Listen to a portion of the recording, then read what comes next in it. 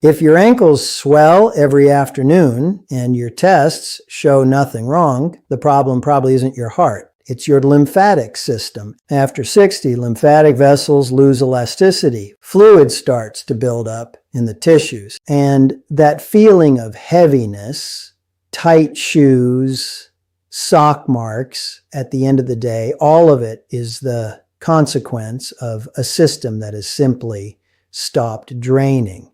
The good news is that you can reverse this with simple movements anyone can do at home. And there's a specific detail about how to do it that almost nobody knows about. I'll get there. But first, let me introduce myself. My name is Thomas Ellsworth. I've dedicated my career to understanding how the body ages and, more importantly, what we can still do when it starts sending us signals. If you're not following this channel yet, subscribe now. What I share here can make a real difference in your daily life. Harold walked into the office with that look, you know the one, the look of someone who has searched online too much and convinced himself of the worst. He was 67, his ankles had been swelling for months, and he was certain his heart was failing. He brought a folder full of tests, an EKG, an echocardiogram, blood work, everything within normal range, and yet his legs kept swelling every afternoon. He looked at me and said, "Doctor, if it's not my heart, then what is it?" That is the question I hear most often, and the answer lies in a system that conventional medicine tends to overlook until the problem becomes too serious to ignore: the lymphatic system. Most people know they have blood vessels. They know the heart pumps blood, but few people know there is a second circulatory system in the body running parallel to the blood, responsible for collecting excess fluid from the tissues, filtering waste, and returning everything back to the bloodstream. That is the lymphatic system, and it is silent when it works well, invisible. It only shows up when it breaks down. And here is the detail that changes everything. Unlike the heart, the lymphatic system has no pump of its own. None at all. It depends entirely on muscle contraction to move. Every time you bend your knee, flex your foot, climb a step, the muscle squeezes the lymphatic vessels like wringing out a sponge. The lymph moves forward, the fluid drains, the swelling never settles in, but when movement stops, the lymph stagnates. And fluid begins to accumulate exactly where gravity pulls it, in the legs, the feet, the ankles. Do you move less than you used to? Even just a little, the difference matters more than you might think. After 60, this process becomes more complicated for an additional reason.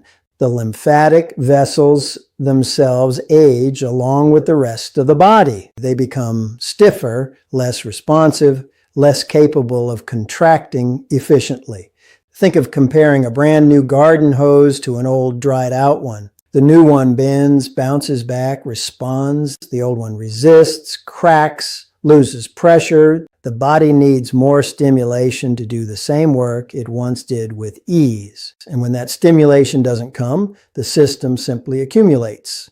Day after day, ankle after ankle. That's where Shirley comes in. She's 72 years old. After a minor fall 2 years ago, she started avoiding any movement she considered risky. She stopped walking for exercise. She stopped climbing stairs unless she had to. She spent more time sitting, legs hanging down, circulation slowing. Within a few months, her ankles began to swell every afternoon. She thought it was just aging. It wasn't. It was a sedentary lifestyle acting directly on a system that depends on movement to survive. Her body was asking for activation, and it didn't know how to ask in any other way. Swelling is the lymphatic system's cry for help, and what looks like a sign of fragility is actually a sign that something very simple is missing: movement, stimulation, the right direction, and that is something you can give your own body today without leaving home. How to do it correctly and why most people get it wrong even when they try is exactly what comes next. Before talking about what to do, I need to talk about what to watch for. because not all leg swelling has the same origin.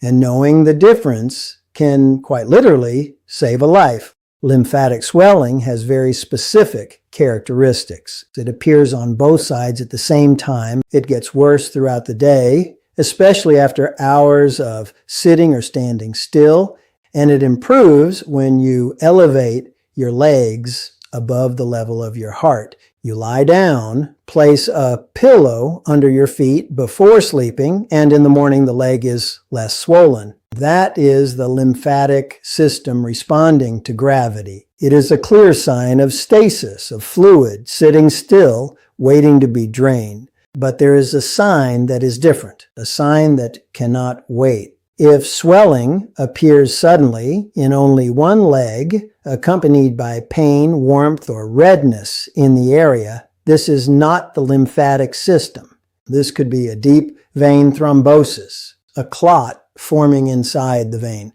and that requires immediate medical attention. Not tomorrow, not after you finish watching this video, immediately. Keep that in mind. It matters. That said, if your swelling is bilateral, comes and goes, gets worse in the afternoon and improves with elevation, you are dealing with lymphatic stasis. And this condition responds very well to simple stimulation. The science of vascular physical therapy has documented this for decades. The calf muscle functions as an auxiliary pump for lymphatic return. When it contracts frequently and rhythmically, the fluid moves up. When it stays still, the fluid falls and settles. Now, there is a myth that needs to be addressed before we go further. Many people with leg swelling stop drinking water. The logic seems to make sense. If there is excess fluid, stop adding more. But the opposite is what actually works. When the body is dehydrated, the lymph becomes thicker, more viscous, harder to move.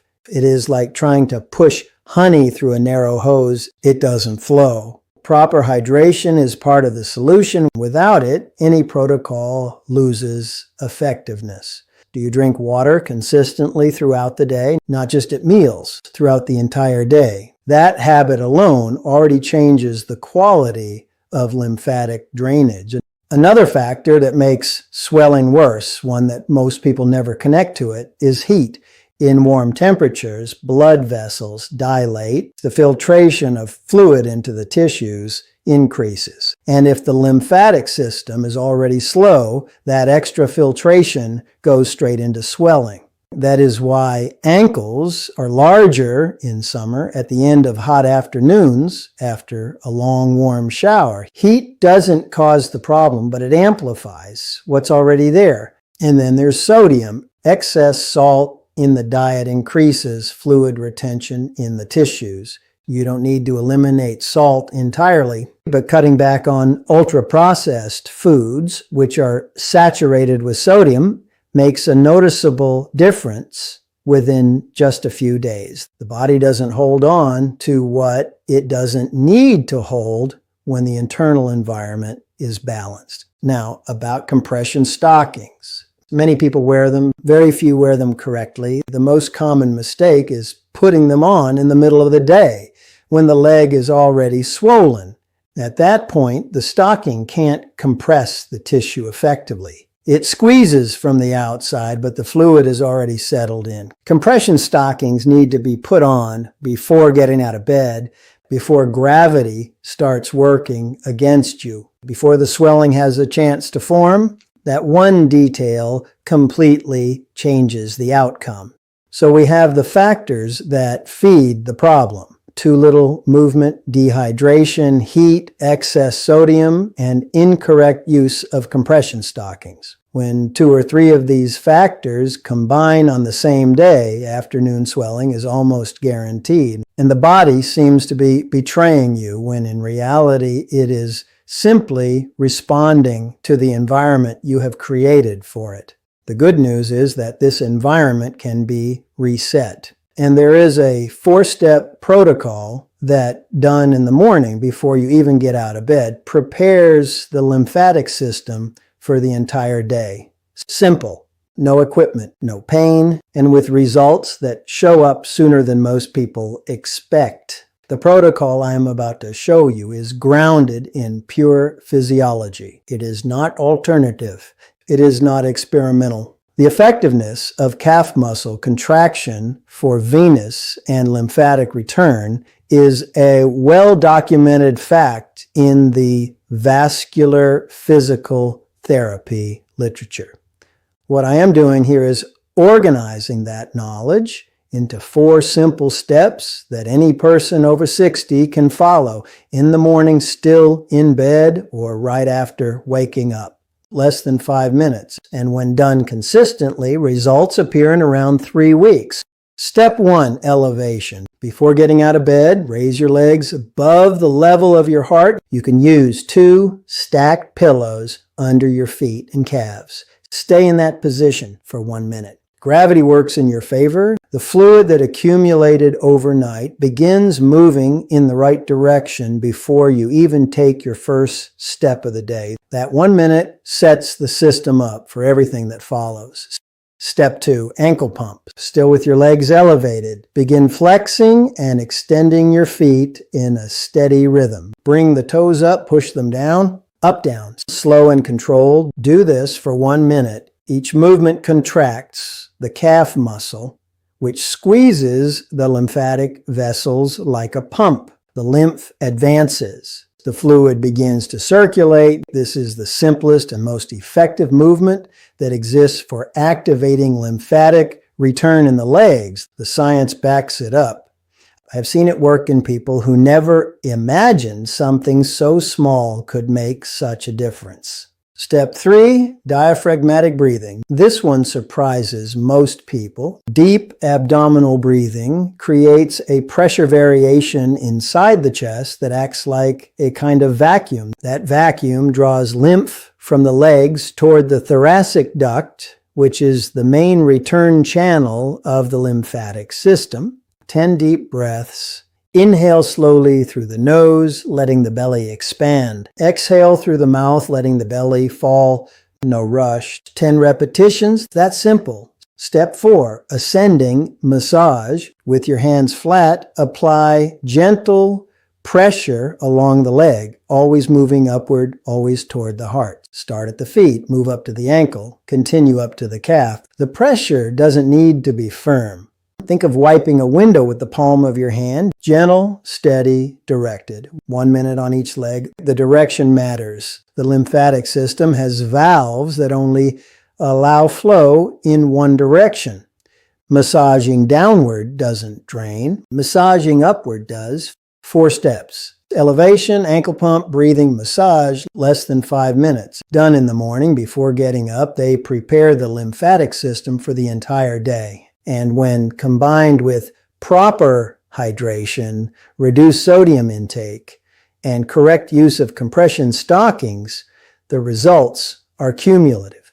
The swelling decreases. The feeling of heaviness in the legs improves. The quality of movement improves along with it. But one thing needs to be clear: consistency matters more than intensity.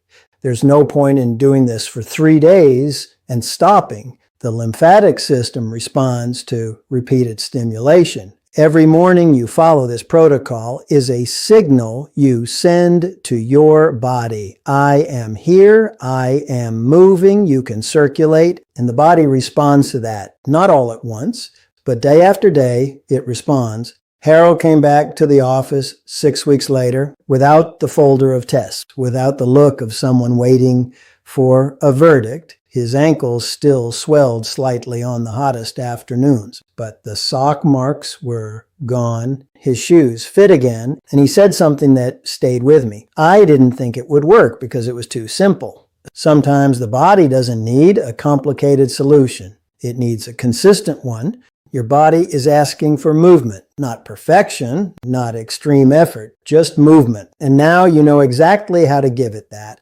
Have you noticed that your ankles swell more on some days than others? Can you identify what changes on those days? Leave your answer in the comments. I'd really like to know. If this video made sense to you, give it a like, share it with someone who needs to see this, subscribe to the channel and hit the notification bell. That way you won't miss what's coming next.